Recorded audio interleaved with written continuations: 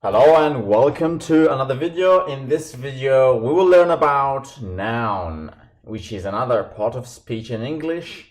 And by the end of this video, you will know a lot about it and you will be able to distinguish what nouns are in a sentence. So nouns will be your best friend by the end of this video. So stick around and let's have a definition of the nouns.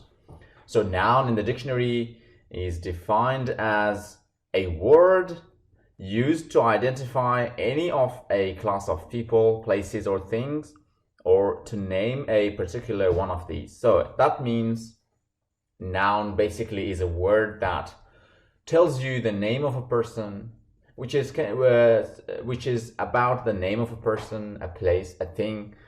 I want to add another things onto it. With things can include animals, places, and ideas. So that is what a noun is defined as in the dictionary. So, and the plural of the noun is nouns, right over here, as you can see.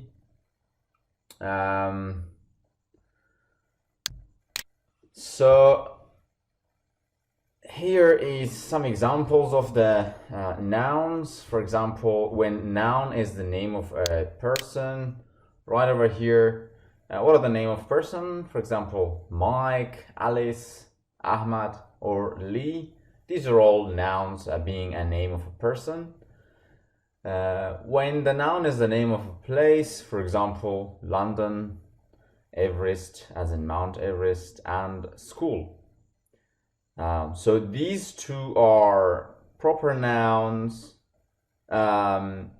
which we will come back to, we will discuss later in the later slides.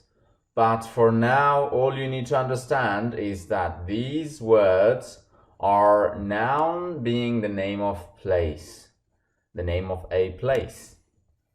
And what about noun as the name of a thing? Well, the example for that is a robot. And a bridge, and you can think of any other things, for example a cup or a plane. And noun being an animal, the name of an animal can be a cat, a panda, a bear, and any other names that you can think of being an animal's name. And what about noun being an idea? So I have given the examples here being sports. So sports is an idea, dance is an idea, and thought is an idea. So these are these will also be discussed later in the slides, later in the video, but for now you just need to understand that these words are nouns, but being the names of ideas. So let's have some examples about the nouns in sentences. For example, the first sentence here is Alice swims every day. So here is a typical example of the noun being the subject of a sentence. So you have guessed it right. Alice is the noun in this sentence and also a subject in this sentence. In the previous slide, we said that noun can be the name of a person, which Alice is the name of a person. I went to London last year. In this sentence, we have the noun being the object of the sentence. So London is the name of a place, which is an object in this sentence, because I went to London. London received my traveling. So the next sentence tells us about the noun being the subject again. The robot is noisy. So robot is another noun here. The next one, we smiled at the camera. So here noun is an object in this sentence because the camera received our action, which was smiling, the action of smiling. The next sentence is, that is a fat panda on the tree. So here there are two nouns in this sentence. So panda is the first noun, and also tree is another noun. So in this sentence we have two nouns, which reminds me that there can be many nouns used in a sentence, depending on how complex you make your sentence. It's basically up to you to use, but it has to be used correctly and in a way that it makes sense. So here panda and tree are both nouns. It is going to get cold soon. It's going to get cold soon. So this part here, I shouldn't have crossed over this, but cold is a noun here. So it is an idea, not a tangible noun. It's not something that you can sense or touch or feel it. Actually, you can feel it. I mean, the cold is what you can feel, but it's not tangible. And also another noun in this sentence, which is winter is coming. In this sentence, winter, the word winter is a noun. So think of some examples on your own and write them down and try to identify which words are the nouns and what you have used them as. Have you used them as an object, as a subject, for in a sentence? Just maybe write them down and it'll help you understand. So previously I talked to you about common nouns and proper nouns briefly, but in this slide we will discuss what these two are. So there are two types of nouns when it comes to whether they are pointing to a specific word or not. So defining common nouns. So what is a common noun? A common noun is a generic way of classifying something. So what does that mean? A generic way of classifying something. So it basically means that common nouns are used for a category of things. It's just a common name for that category of things.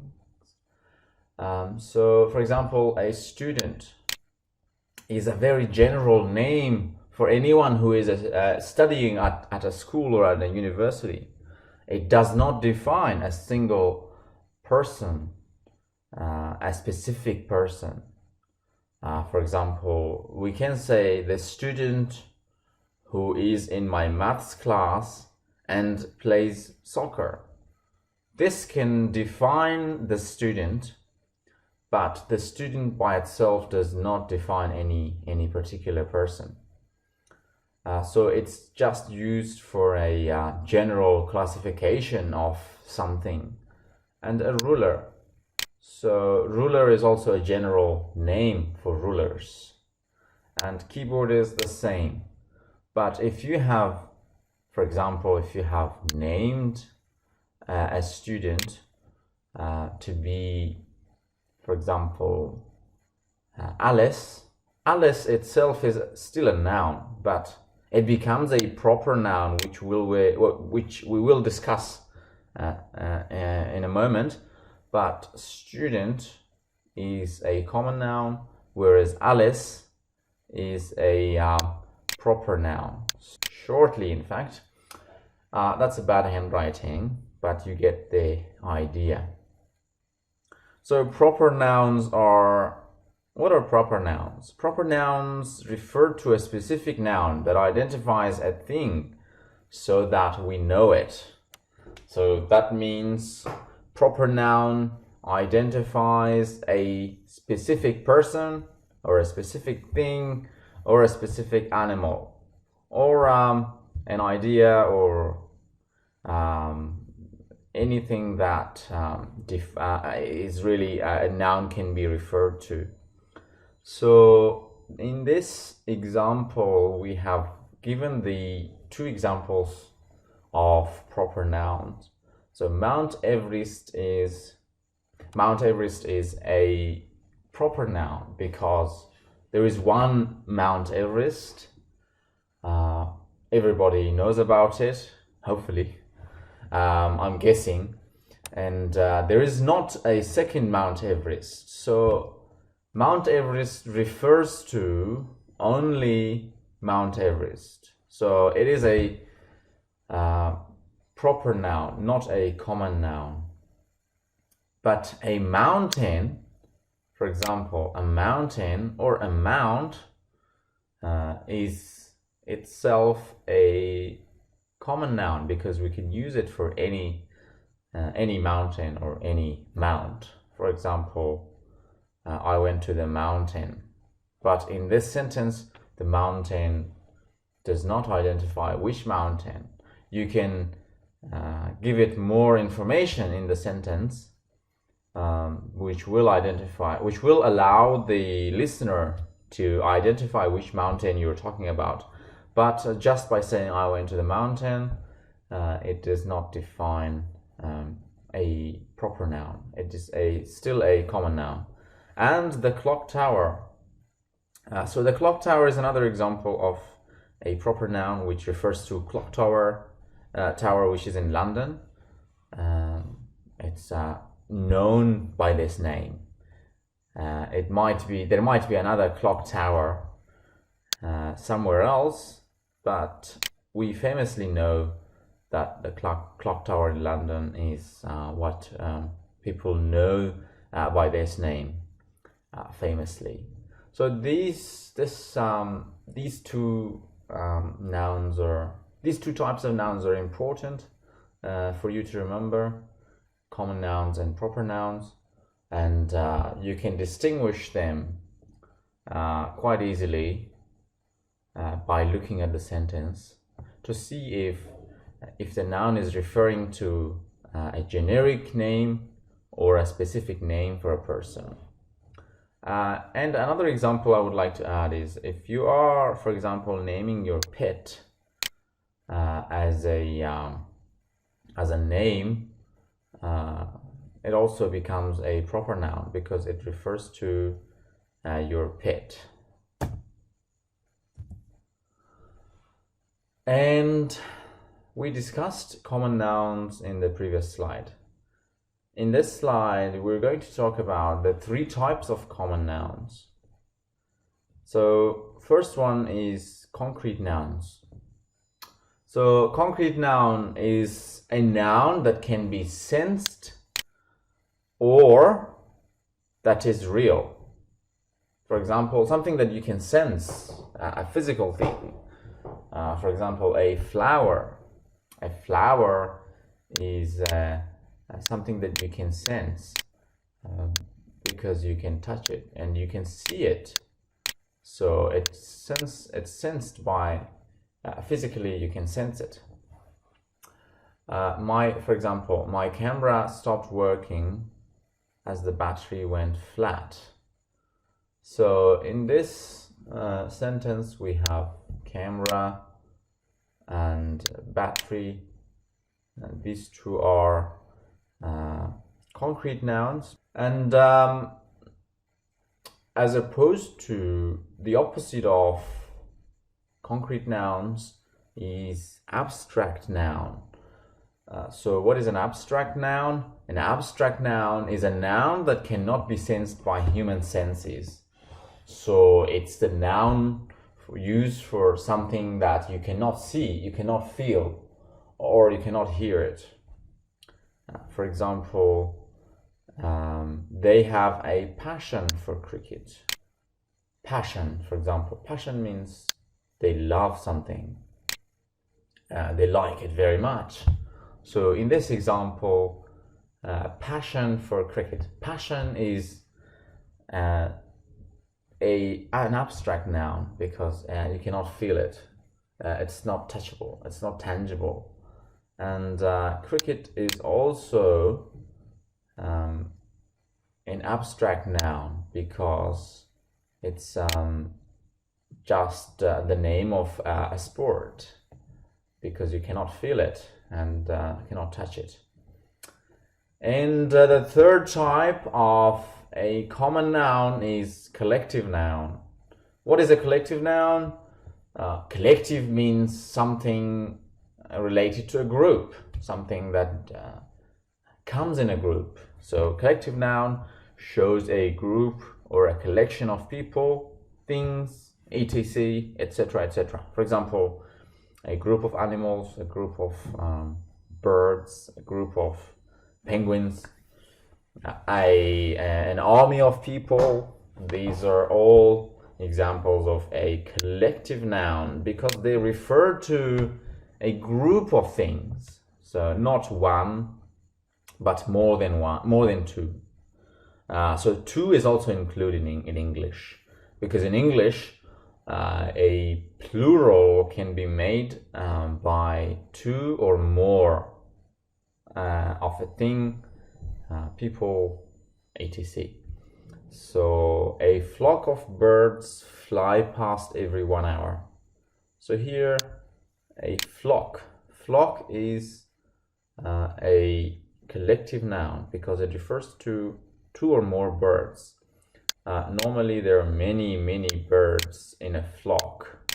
I'm trying to draw an example of a flock of birds. This is a very bad drawing, but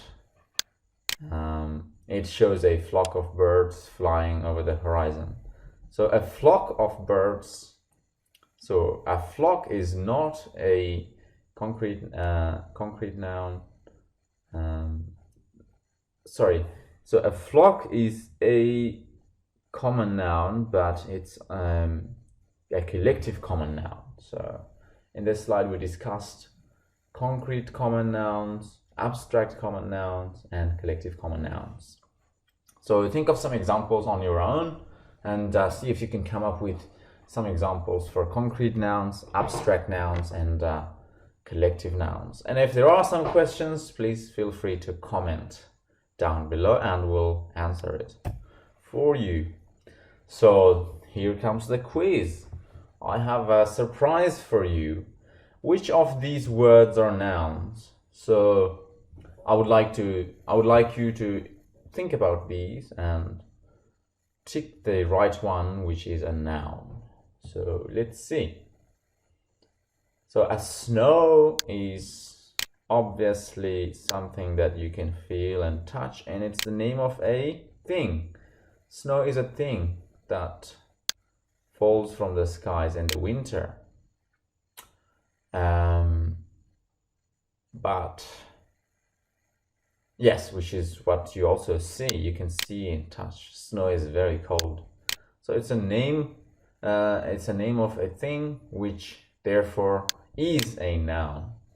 So we have ticked this as a noun. What about an act?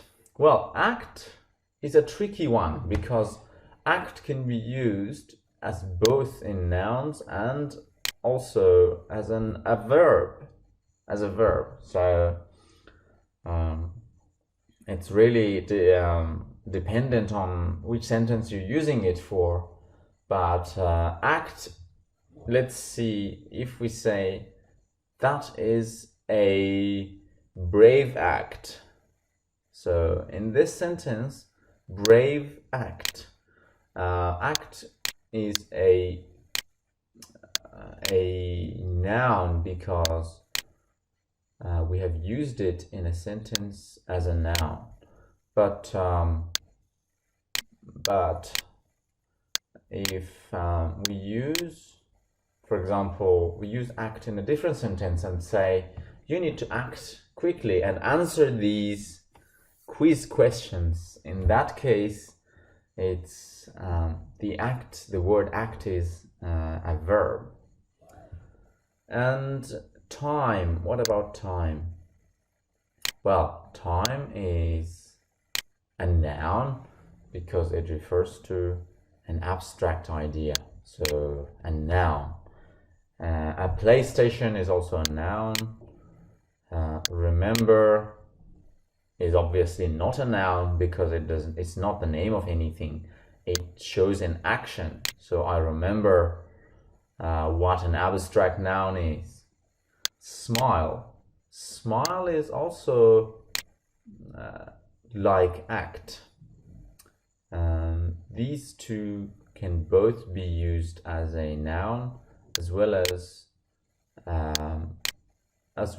a verb. So in this sentence, for example, you have a beautiful smile. In this sentence, the smile becomes a noun. What about today? Today is also a noun. Today is actually not a noun. It's an adverb of time. So we will cross it for now. And quiz. Quiz, which we have right here. What is it? Is quiz a noun or a verb? I will let that for you to decide, and comment down below to tell me if it is a noun or a verb. So we have learned about concrete nouns, abstract nouns, collective nouns, and all of these, but now as with everything else, you need to know how to make them singular. So how to make a noun singular or plural. For example, here we have singular nouns show only one noun. So a plane. So a plane refers to one plane. A sandwich refers to one sandwich. The cat refers to one cat. An umbrella refers to one umbrella. So these are singular nouns. So they refer to one noun only. But what about plural nouns? So plural nouns show more than one nouns. So that includes 2, 3, 4, and beyond. So any other numbers along the real numbers that you can think of. For example, the birds is a singular, a plural noun. Yellow peaches, etc. So these are the examples of singular and plural nouns. So we will discuss how to make a singular noun a plural or vice versa. So what are the rules for making nouns plural? So how do you make nouns plural? The first and very common way of making nouns plural is by adding s. When you add s at the end of nouns, they become plural. For example, apples. So apple is a singular. By adding s at the end, it becomes plural. And pear. Pear is singular. Adding s at the end becomes plural. Banks and games. And some other types of nouns in English, they become plural by adding es at the end. So, for example, sunglass is a noun, but if you add es at the end, it becomes sunglasses, which is a plural form. So brushes, also adding es. Potatoes, which is a plural of potato. So one thing to note is that when you add es at the end, it always reads as, almost always reads as a z. So it's potatoes, brushes, sunglasses, not an s. So it doesn't read as an s. And another type of nouns that can be made plural by ies at the end. So there are rules for these words that you add ies at the end and they become plurals. So for example, fairy can be made plural by replacing y with ies right here, and fly, which becomes plural by adding by replacing y with ies. Here I should have highlighted I in blue as well, but seems that I have missed it. So in the previous slide, so in this slide we've learned some very most common ways of making a noun plural, but there are other rules for you to remember, and there are some other ways of making singular nouns plural, which I will let you learn in your free time. So what about nouns that cannot be made plural? So that cannot be pluralized. Pluralized means made plural. So there are nouns in English that are in nature already plural. So that can be used both as a singular form and as a plural form. For example, these nouns are plural in themselves, so you do not change them when using for plural meaning. Some examples are species can be used as a singular, but also it can be used as a plural. Sheep, which eats grass and is very cute, is also one of the nouns that can be used as a singular and plural at the same time. Series, so a TV series, for example, a series of books, a series of news. So this word is also used as a singular and plural. So remember that these are the words that does not need to be changed if you use it from plural to change it from plural to singular and from singular to plural. So here are some examples. These sheep are eating all the time. So we have used sheep as a plural noun in this sentence. But in the next sentence, which is I keep a pet sheep at home. So in this sentence, obviously sheep is used as a singular noun. So we have mentioned in brackets that sheep is used as a singular noun. This TV series is boring. So here we have referred to one TV series. So series here is used as a noun, but a singular one. I have watched many TV series this year. So here, because of the word many, you guessed it right. Series here is used as a plural noun, and so on. So I would like you to think of some other nouns that can be used both in plural and also a singular forms. So that brings us to the end of this video. Thank you for watching. I hope you enjoyed it. If you have liked the video, please share and subscribe, and comment below any other topics in English that you want to learn, and I'll be making sure that I'll cover them. I'll see you in the next video and enjoy your day.